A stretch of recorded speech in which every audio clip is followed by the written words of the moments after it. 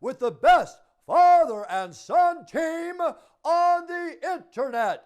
It's time for Homie and the Dude.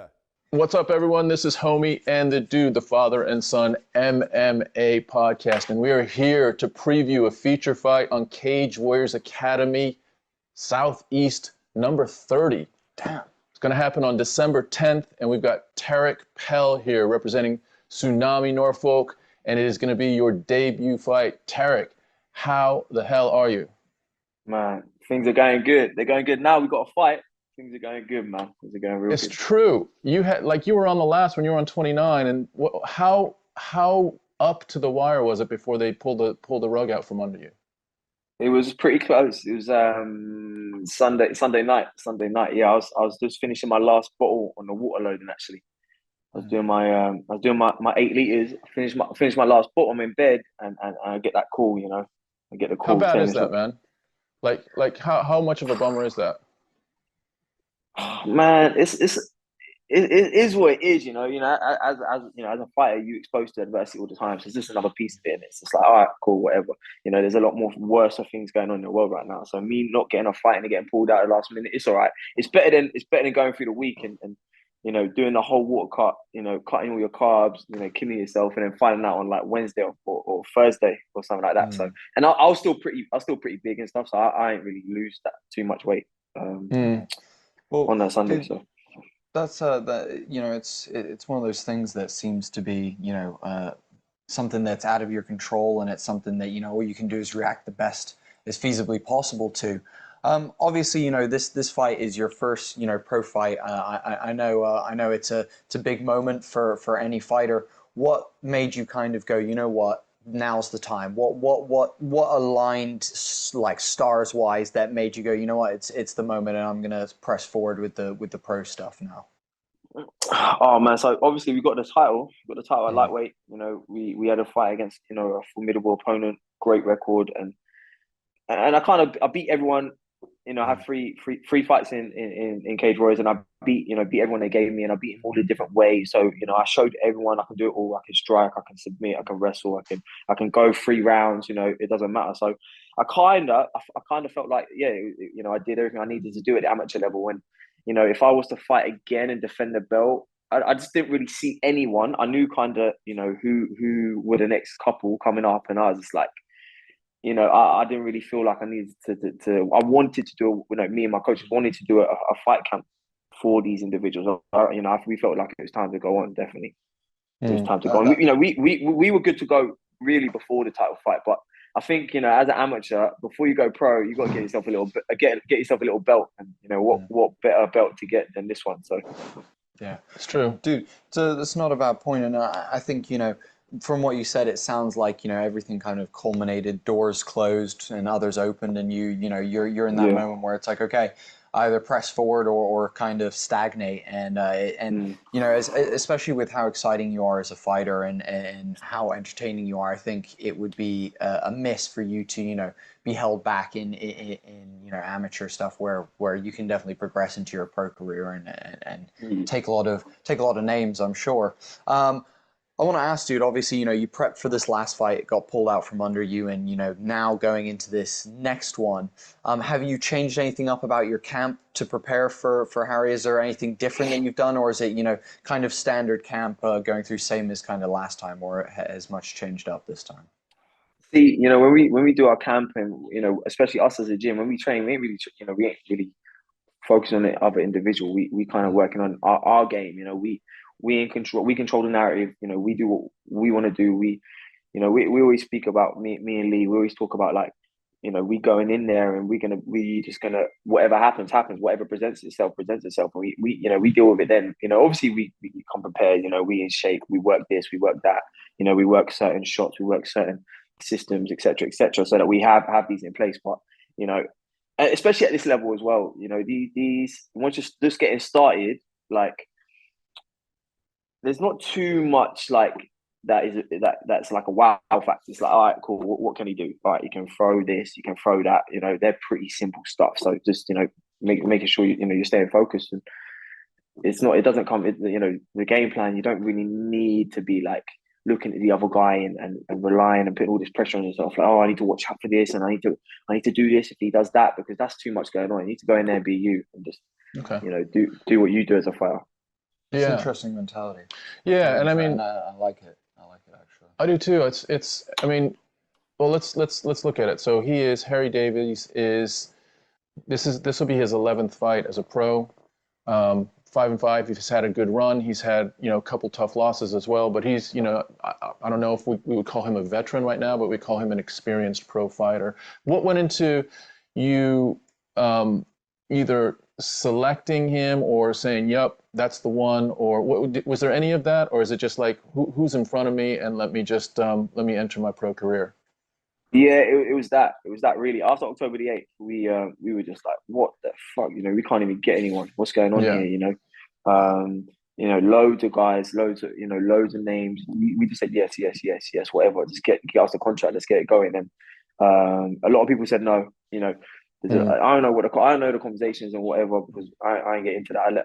I let Lee deal with all that stuff. So Lee and Jack have been talking ever since, and so yeah, it wasn't like, oh yeah, this guy, it's just like, cool, let's get a body, let's get a guy who's going to show up, because we need someone that knows they hit the weight. We need people that hit the weight, because I'm not going for another camp for someone that's never hit the weight. Why would I do that? I'm not going to waste my time, waste my money, waste my energy on that. I need people that have hit the weight. So that means I'm going to have to fight someone experienced, which is fine, because the last guy I just fought was what, 8-1. That Lindo guy is 8-1. So that's perfect. That don't mean nothing. So, but I just need to know that they can make the weight, and that they're going to show up, because that's important. A lot of guys ain't been showing up, and everyone pulls out and all this shit. So we knew that this guy was going to show up, because he has, 10 times already, regardless of the result.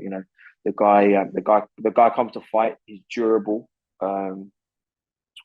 Yeah, that's what there was to it. We talked to Jack actually recently about why they put on the production they do for Cage Warriors, and why they go the extra mile to make sure that they've got professional referees that you're going to see reffing UFC events and things like that. Do you feel like obviously the pressure of fighting an amateur and whatnot, do you feel like is there anything in your head or anything about this step up, or anything that you're kind of worried about going into it as this kind of next phase? Or is it something that because you've been in these awesome promotions that Jack has done and things like that, and others that have kind of prepared you for it, you're a little bit more ready going into it? Yeah, I'd say that definitely. The show is, compared to other shows, even just how they do stuff, how the staff conduct themselves, and how everyone conducts themselves to show the fighters a lot. It does, yeah. There's no different now. It's the same. Yeah, I'm fighting pro. Yeah, there's extra 2 minutes. Yeah, there's a couple more weapons I can use. But when it comes to like it being a step up, nah, not really. I'm not. You can't think too much into that shit as well, because you don't want to let that you can't let that consume you. There's elbows, there's knees to the head. All right, cool. There's another 2 minutes on the clock, but as long as you're prepared for that stuff, you can't let that consume you and make it any bigger than it is, because it ain't no bigger than it is. No, it's not. And then, you're probably training that. Yeah, you're probably training that. All the time anyway. So it's kind of a mindset, isn't it? That 2 minutes is 2 minutes. So when you put it in the context of it's a pro fight and it's 2 minutes, and now I can do this and I can do that, you can get yourself worked up, or you can just be like, yo, this is what I do. I do this all day, every day. So you just put me in the cage and let me do what I do, whether it's 3 minutes, whether it's 5 minutes, whether it's, at some point, whether it's 3 rounds or 5 rounds, that's the conversation you have to go through with yourself, just to make sure that it's not a head game or anything. I would even say, Tariq, the way that you talk about your mentality, you talked about, coming in, I'm going to, when you're training for your fights, you're just thinking about what you're going to do, planning, prepping, progressing your stuff. It sounds, I'm getting some major Bruce Lee vibes from this conversation of, you're in there just trying to be water, making sure that you're malleable, ready to, deal with whatever comes at you, but also in a state where you're thinking about doing the best for yourself, as opposed to worrying about anything outside of that. And I really like that mentality. It seems like, for a lot of fighters, going into fights, if, and a great example of that is the Jose Aldo versus Conor McGregor fight, where he goes in completely stressed. You can see he's in his head. You can see that he's worked up, and it came to the detriment. So I like this kind of looseness that you're talking about, this kind of, intention of being, you know, what you want to be and not worrying about the outside stuff, that really speaks to me, and I think that's awesome. I'm really glad to hear that, you know, your head's in that place and that's, you know, kind of what you're thinking about. That's a really nice headspace to be in, for sure. Yeah. Yeah, this whole fighting stuff, man, like it's physical. Sorry, it's psychological. It's all psychological. You know, I was talking to my my striking coach Colin the other day, and we were just talking about, you know, I was talking to him at the end of our session. We hit the pads, you know, we worked some stuff, and we were talking. We were in a car park after, yeah. We were talking for an hour in a car park. Yeah, we were just talking about the mind and how, you know, you got to be sharp up here as well. You know, you can have all the skills in the world. You know, you can throw whatever combos on the pads. You know, you can spar. You can have your weight good. You can have whatever going on. But if your mind ain't correct, then you ain't got the right mentality. You know, when it comes to these moments, and it comes to these, I don't know, these main event spots, or, you know, these big arena fights and these big money fights and these big pressure fights and stuff, you ain't gonna be there ready for it. You know, you'll collapse there. But we started the conversation off with Israel, you know, Adesanya at the weekend, and we were like, what do you think it was? Like, what in that fifth round, you know, what do you think it was? And we both spoke about how when he was like walking out, and when he was conducting himself in the first round, he didn't look like the normal Izzy. He didn't look like the normal Izzy. He looked more like, okay, this guy knocked me out. You know, there was like almost like a hesitancy there. You know, there was a little bit of uncertainty there. He wasn't. I don't feel like he was solid there in you know, upstairs. And I think in that fifth round, when Pereira, when his coaches told him, you know, you're gonna be world champion 5 minutes, you need to walk down this guy and knock him out. That's what he did. He walked him down. He just walked in a straight line. You know, and Izzy crumbled. It crumbled to that. I think, and it just, you know, it made you realize that even the guys at the top level, you know, it is in the head. It is. You need to train. You need to train. You know, your mental health. You need to train that shit upstairs as well. And I think I've been. I know I watch a lot of Joe Rogan, and I watch a lot of these guys, you know, at the top level. At the top level, and I try and look at their mindset and how they conducting themselves and what they do to, you know, to get by every day. And, you know, these guys, you got to model excellence. You got to model the guys at the top. You got to look at what they're doing, and it is those guys at the top. They are bulletproof in the head. It starts in the head. You know, everyone can go to the gym and get fit. Everyone can throw a straight hand. You know, it's not hard. It's not hard. It's easy. You guys can do it. You hit a pad. You can, you know, you do it enough times, you'll do it. You spar enough times, you'll get good. But when it comes to competition, and it comes to performing, and it comes to dealing with a moment, then, you know, that shit's all upstairs. That's where the money's made. That's where it's, you know, yeah, that's where it's got to be. A great message for young fighters or anyone up and coming. That's a great little mindset there. I really like that. Go for it. You were going to say something. No, I'm intrigued, dude. So, you know, there's, what's the saying? You know, you got to have sort of a hot heart and a cool mind. You got to be thinking clearly, but still have the energy. And, you know, oftentimes when we're doing our live stream for the UFC, we are looking at walk-ins. And if someone looks too chilled, we get nervous. If someone looks too hyped, we get nervous, right? It's almost like, now everyone has different things, right? You got Clay Guida, who's getting the shit slapped out of him outside the cage, you know, to get something going. But like, there's something about keeping that balance. So what is it for you? Like, do you have a routine? Do you have, you know, do you and Lee like go through a progression of things through warm-ups? Like, what's your thing to get you into that just right mindset? It's not too, you know, not too loose, not too tight. I tell you, the one thing we do, when the first thing that came to my head, was just like, we go through all the bad shit first when we're backstage, when we're getting ready to go. I swear, like I'm like, oh yo, I want to hit some pads, I want to throw these devastating combos and shit.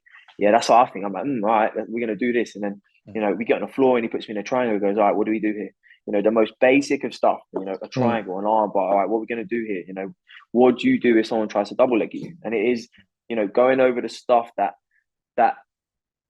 you know, as you know, speaking for many fighters, you know, they probably won't tell you, but I know in their head before the fight, they're like, okay, what happens if this happens? Oh, I might not work that in the gym. Or like, oh shit, I forgot that. Or so we go over the stuff. We go over those real basic stuff, man, real basic stuff. And I think, you know, that sets me off real good. You know, that's the first one we cover. We cover that basic stuff. But I think from you know, as far as preparation goes, like, I do all that, you know, in the weeks up to the fight. You know, I do a lot of that. You know, I talk to Lee. You know, every day we speak about this. We speak about what could happen. We speak about, you know, what could go wrong, what could go even better.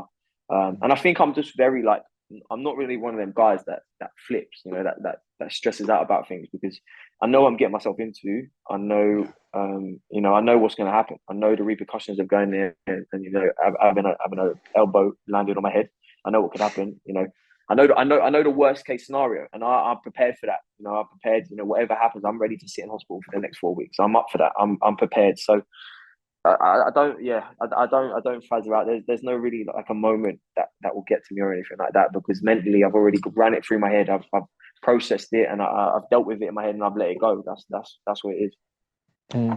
I have two questions I want to talk about. One that is a bit more general, just on your philosophy about sparring. But I'll ask you just based off of what you just said. You know, you've got this idea, you've been preparing, you know, kind of thing.